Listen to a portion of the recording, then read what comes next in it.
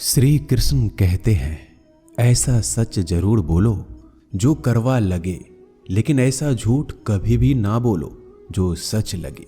अपने जीवन में कभी भी ना किसी को आनंद में वचन दे, ना क्रोध में वचन दे, ना ही दुख में कभी निर्णय लें। गीता में लिखा है, यदि कोई आपको अच्छा लगता है तो अच्छा वो नहीं, अच्छे आप हैं, क्योंकि उसमें सच्चाई देखने वाली नजर आपके पास है। अपनी पीड़ा के लिए संसार को दोष मत दो, अपने मन को समझाओ। तुम्हारे मन का परिवर्तन ही तुम्हारे दुखों का अंत है। सोच और नीयत अच्छी रखिए, फिर आपके कष्ट प्रभु स्वयं दूर कर देंगे। लोग अपने शरीर को सुंदर बनाने में लगे रहते हैं, पर आत्मा की सुंदरता शरीर की सुंदरता से कहीं ज्यादा महत्वपूर्ण है। शरीर तो नश्वर है, मिट्टी ही तो है और मिट्टी में ही मिल जाता है, पर आत्मा अमर है, इसलिए आत्मा की सुंदरता पर ध्यान दो। बहुत विनम्रता चाहिए रिश्तों को निभाने के लिए। छल कपट से तो सिर्फ महाभारत रची जाती है। इंसान की सोच ही उसकी सबसे बड़ी पहचान है, वरना दुनिया में एक नाम के कई इंसान हैं। उस इंसान का मंजिल से भटकना तय है जिसकी संगत में नकारात्मक लोग रहते हैं। समय एक सा नहीं रहता है, आज दुख है तो कल सुख भी आएगा, और सुख के बाद दुख भी आना स्वाभाविक है।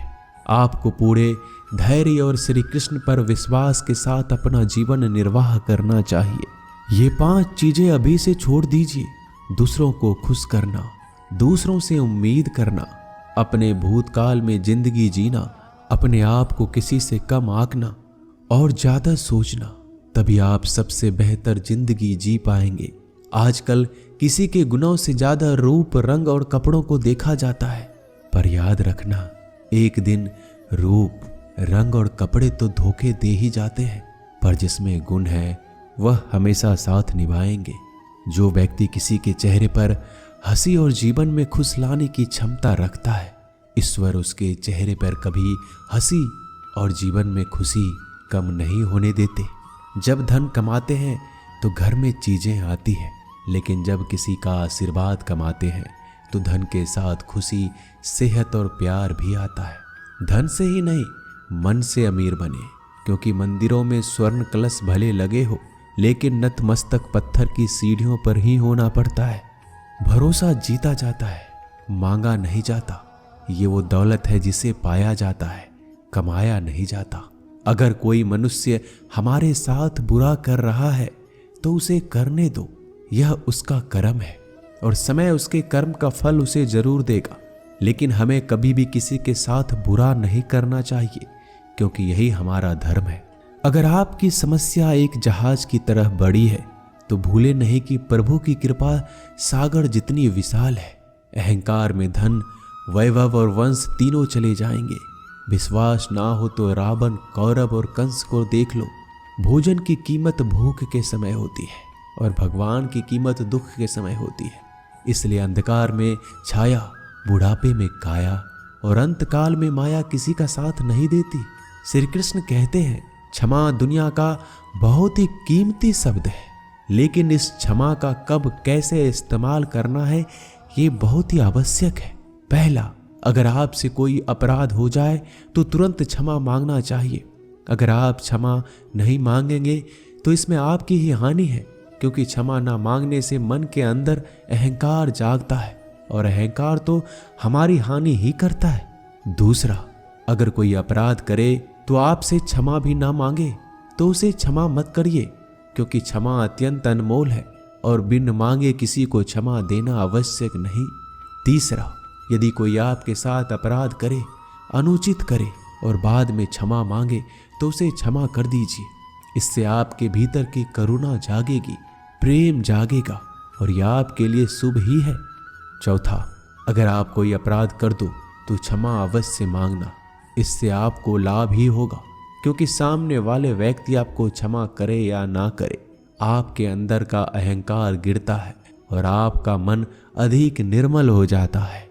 श्री कृष्ण कहते हैं, जिसके साथ बात करने से ही खुशी दुगनी और दुख आधा हो जाए वो ही अपना है, बाकी तो बस दुनिया है।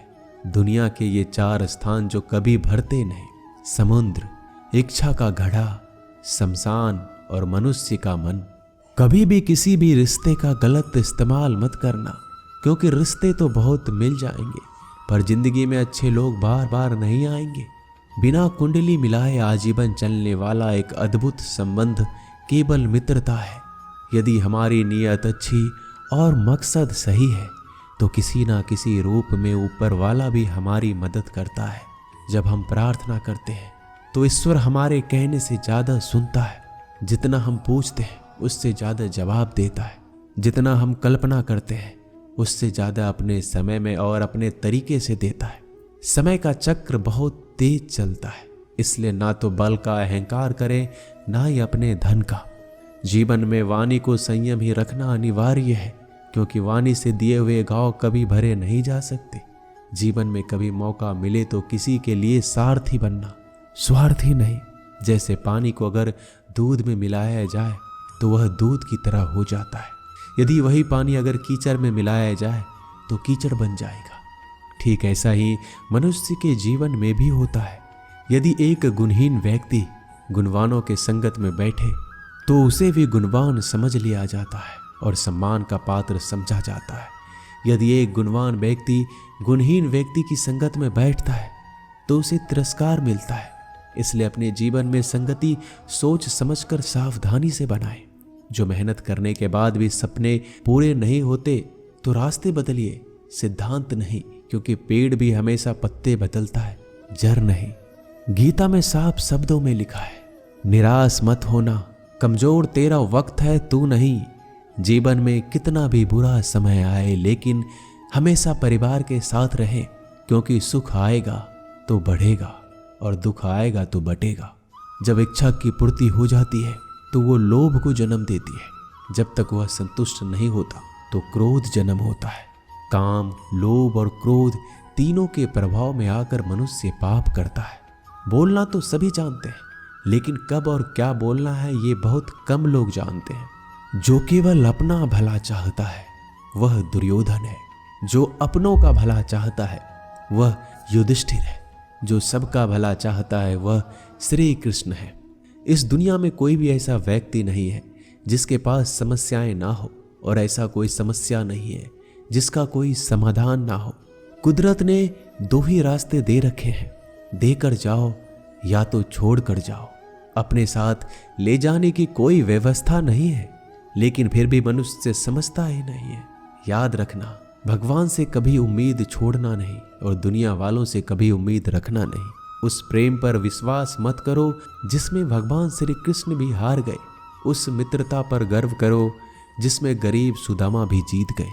परमात्मा सभी को एक ही मिट्टी से बनाता है, बस फर्क इतना है, कोई बाहर से खूबसूरत होता है तो कोई भीतर से।